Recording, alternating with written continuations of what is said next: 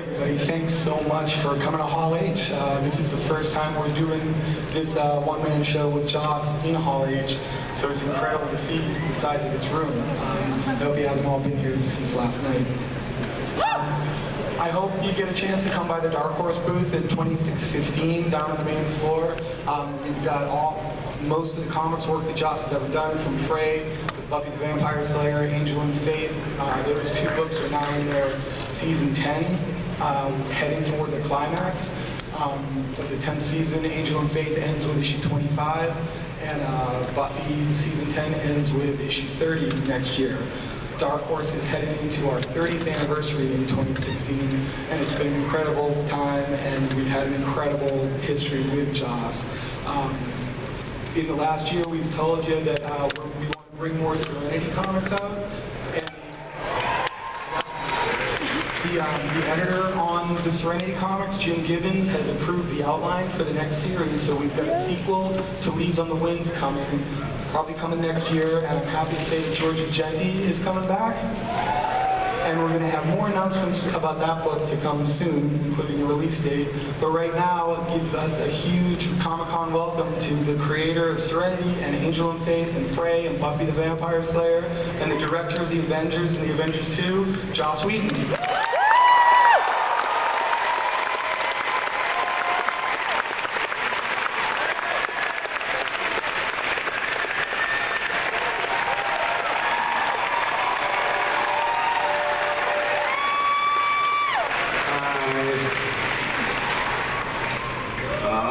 I asked for the big room.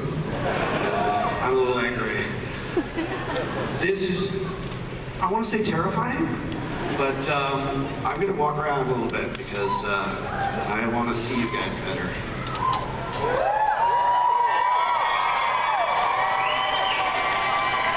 You guys are pretty foxy. This is good. Thank you. I love you guys. I think you know that I love being here. I had to miss it last year. But as you can see, I'm a whole person now. And it's been an interesting time.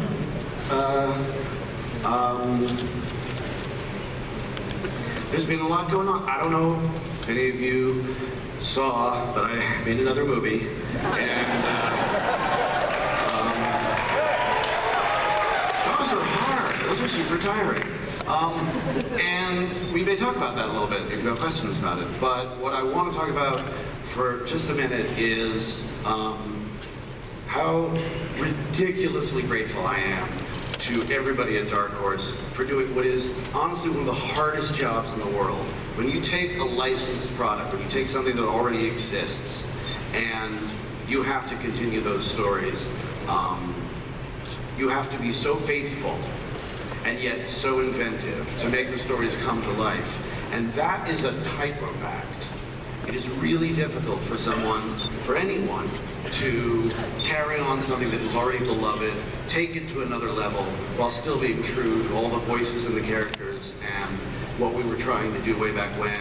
And I'm, to Scott, and who's been my editor forever, and Sierra, who's working on the books, Mike Richardson, who built the house we're all in, and particularly, the writers and artists, Christos Gates, killing it, Rebecca Isaacs, and George's, of course, Zach Whedon, awesome, and it's just, I feel like 5 years ago, a tornado ripped up my house and dropped it in the land of Marvel. And it's been a very weird time. And it was like weird, and you were in it, and you were there, and you were there, and all that while all of these people have been working so hard and doing such beautiful work, and it's been so great for me to know that the things I care most about are being taken care of. So I just want to give these guys a huge shout out. Please, a round of applause for Dark Horse.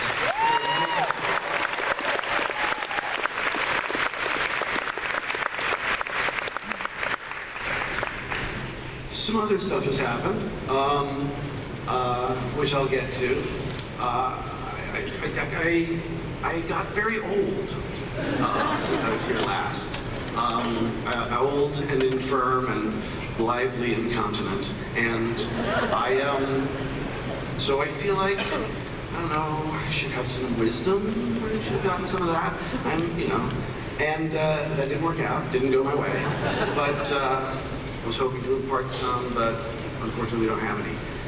What I do have now, now that there is no place like home, and I'm out of the strange little world that I was in for so long, is the freedom to really think about what I have to do and what I have to be. And that's a very complicated process, needless to say. It's very easy to put it off. I've put it off for 25 years by never not working. Once Ultron was done, I said, okay, let's find out what else is there. And there are a few things which, quite frankly, I can't talk about, which is boring and terrible in a panel, and I apologize for that. But I am sort of exploring new ideas and new formats.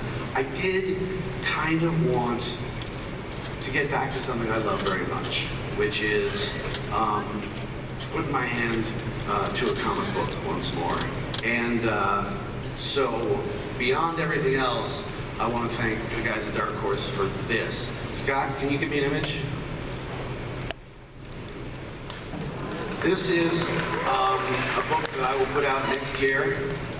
It's 6 issues. It basically deals with the most important moral question facing us, which is, why isn't there a Victorian female Batman? So,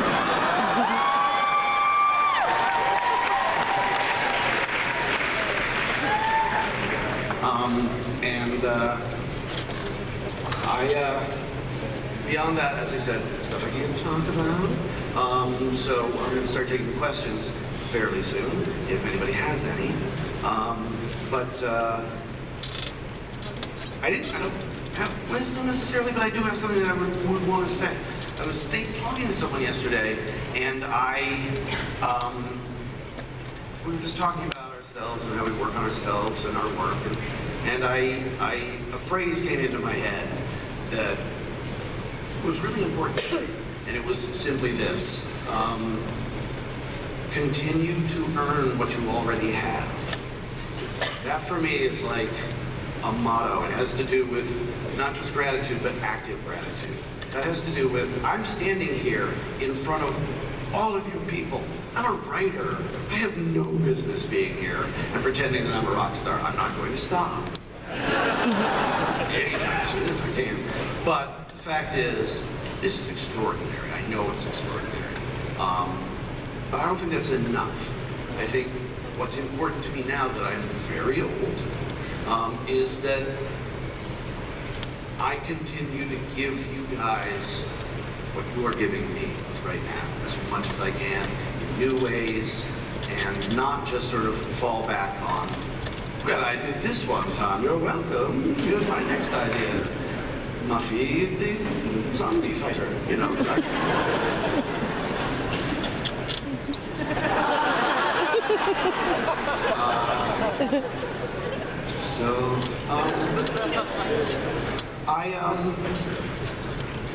I went into, a very strange, as I said, world, very exciting. I got to make the most personal and surreal blockbuster that I've seen in a long time, and I'm very grateful to Marvel that I got to do that. But this thing of, what's exciting is that everybody's so perfectly pleased with how I handled Natasha, and you're welcome. Yeah, I still got it. But so what I want to say about this, about you coming here to see the X-Men and pretend you're here to see me, is that I do too. Thank you. Is that you make me remember how hard I need to work on what it is I'm doing so that I can surprise you and give you not just entertainments, but like a piece of me. I've, that, to have that energy from you guys is basically, I'm not sure how else to put it, Comic-Con, the cure for Twitter.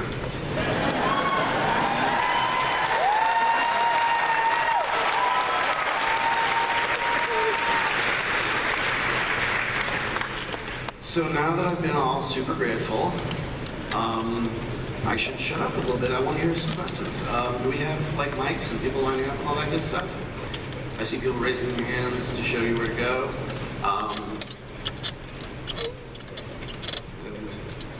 And so it begins. Lightning round. Hi, okay, I'm not gonna hurry. I've been waiting for a long time. I gotta stay waiting. I really just to thank you, Roddenberry, I have to thank you for so silly.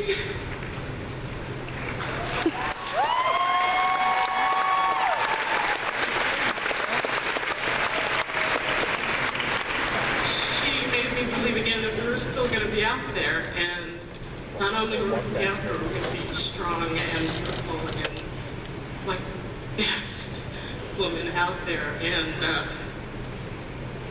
thank you, really, thank you for that, for her. Now, what is true? You have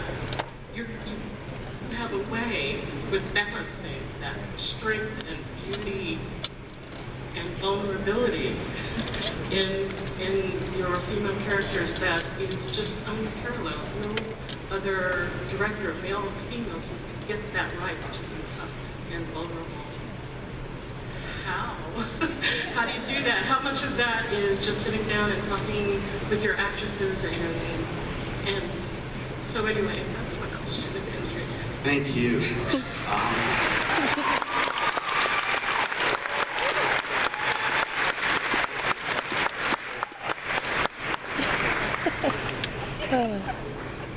Sorry.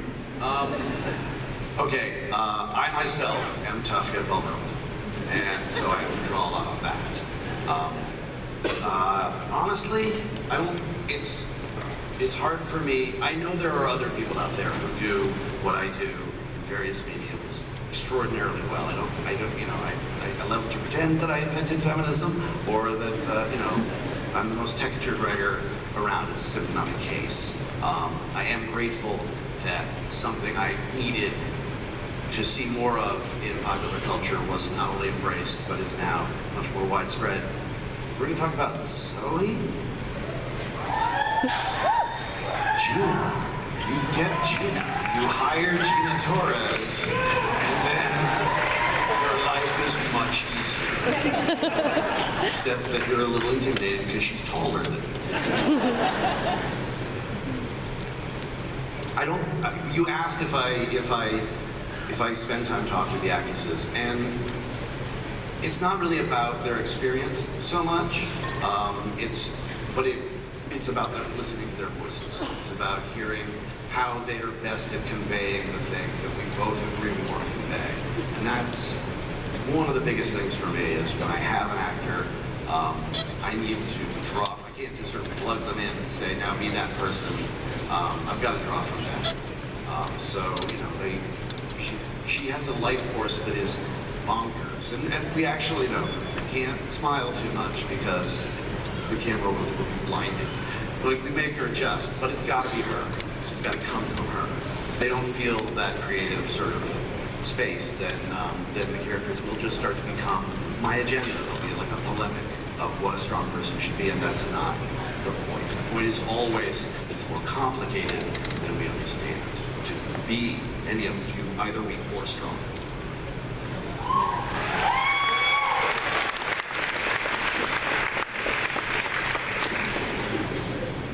Hello, Josh. My name is Yasone, and I'm a huge fan. I've been a huge fan since I saw Buffy the Vampire Slayer for the first time. It's my favorite show ever. And I really love everything that you've done, like even all of the Marvel movies. But I especially like the shows that you created, that you invented. You do such wonderful characters characters that you just fall in love with them and want to see what happens to them. You know, when the show ends, you follow them in the comics. And one of the questions that I've always wanted to ask is, what is the favorite character that you have created? Malcolm Reynolds. Favorite ever? My answer would change daily. By the way, that was very, very lovely. You didn't fail to cry. So, like a B+ on still very, fine. Again, my answer could never stop changing. But I kind of feel, how can I not say Buffy? It is the very distilled essence of everything that I am not, and want desperately to be or be around. And she's sort of the nexus, the beating heart of everything I have done or will. So she gets the nod.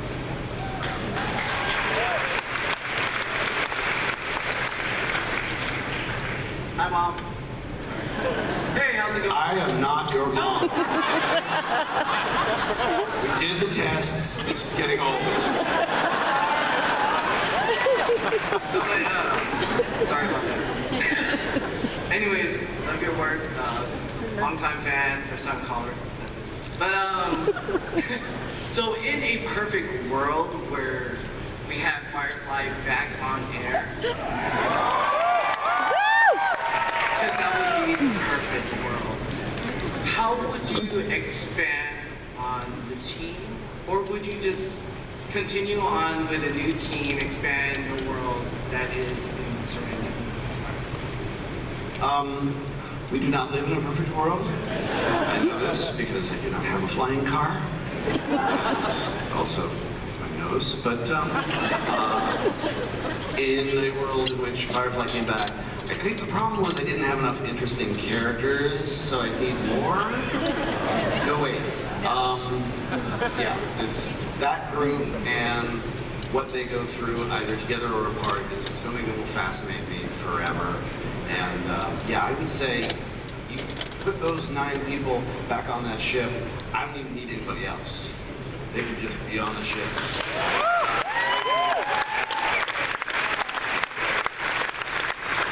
And I'm not your mom.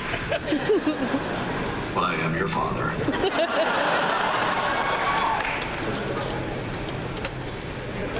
Hi, I'm one of your biggest fans, and I'm sure everyone in this room will say that. But one of my questions is do you have any future plans or any future news that you can tell us about Dr. Horrible 2?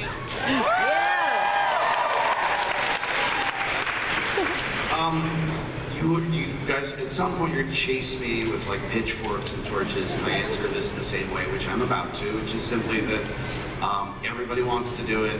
Everybody's insanely busy. Jed and Marissa are, weekly, daily, hourly, every second, running S.H.I.E.L.D. and being awesome. They also have a child on the side, his little hobby. Zach is up in Canada directing his first movie, which is very exciting. And Neil is doing everything ever, forever, and then hosting a show about the thing he did. So, but I saw him after he did Headway again. It was the first thing out of his mouth. Like, when are we doing it? So, we're all looking for that space. I'm unemployed, just saying. But nobody else is. So, again, ending. Sorry. Lame. Hi Joss, I'm Jet from Singapore. I just wanted to say how much I admire the amount of personality and character in something like Avengers Age of Ultron. A really big blockbuster that could have easily been really cookie cutter but has so much to it. I really love that. So my question is, in Cabin in the Woods, the force field has a honeycomb pattern. It's made up of a honeycomb pattern. And the interrogation room in the bus in Agents of S.H.I.E.L.D. has a honeycomb pattern on the wall.